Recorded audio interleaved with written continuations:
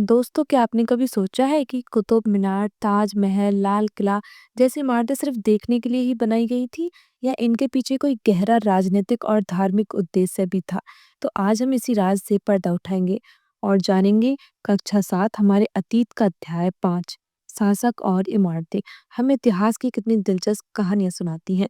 तो आज हम इस अध्याय में जानेंगे कुतुब मीनार और अभियांत्रिक कौशल के बारे में, अभियांत्रिकी कौशल तथा निर्माण कार्य 11वीं शताब्दी के प्रारंभ में मंदिरों के निर्माण के बारे में, मंदिर, मस्जिद और हौज के बारे में, मंदिरों को क्यों नष्ट किया गया, बाग, मकबरे और किलों के बारे में, क्षेत्र और साम्राज्य के बारे में और अन्य महत्वपूर्ण बातें। तो वीडियो में बने रहिए। चलिए सबसे पहले जानते हैं कुतुब मीनार और अभियांत्रिक कौशल के बारे में। तो कुतुबुद्दीन ऐबक ने 1199 में कुतुब मीनार का निर्माण शुरू करवाया। यह सिर्फ एक मीनार नहीं बल्कि उस समय की अभियांत्रिकी और शक्ति का प्रतीक थी। मीनार का बाहरी हिस्सा घुमावदार और कोणीय बनाया गया। उस दौर में निर्माण के लिए पत्थर और ईंट दोनों का इस्तेमाल होता था।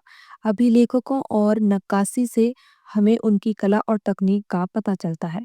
अब जानते हैं अभियांत्रिकी कौशल तथा निर्माण कार्य के बारे में। शासकों ने निर्माण कार्य को बेहद योजनाबद्ध तरीके से किया।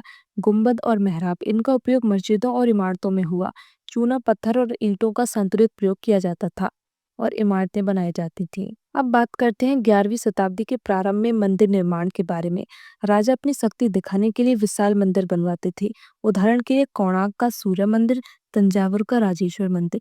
ये मंदिर केवल धार्मिक स्थल नहीं बल्कि आर्थिक और सामाजिक जीवन के केंद्र भी थे।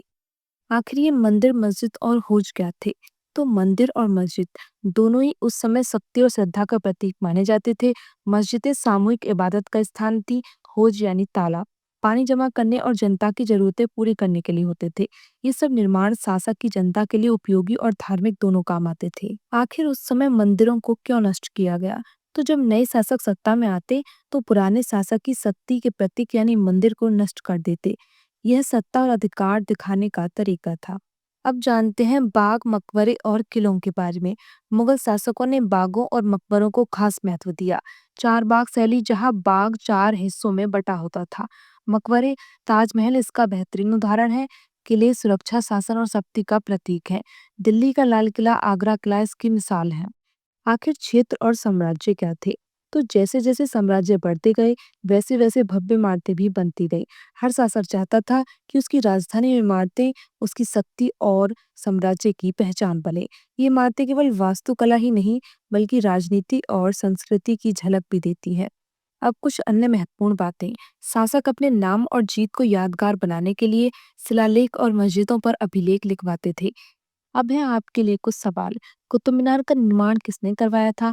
दिल्ली का लाल किला किसने बनवाया था? मकबरों में किसको दफन किया जाता था? कुतुब मीनार कितने मंजिल ऊंची है? हौज किस काम के लिए बनाए गए थे? और शालीमार बाग किस सम्राट ने बनवाया था? आप सभी कमेंट करें। और हाँ दोस्तों, अगर आपको ये वीडियो अच्छा लगा हो तो लाइक, कमेंट और शेयर करना ना भूलें। और ऐसे इतिहास की रोचक बातें जानने के लिए चैनल को सब्सक्राइब जरूर करें। और अगर आप इस अध्याय से जुड़े 10 आसान एमसीक्यू चाहते हैं तो join Telegram group, link bio में है। और मिलते हैं अगले वीडियो में, तब तक के लिए धन्यवाद।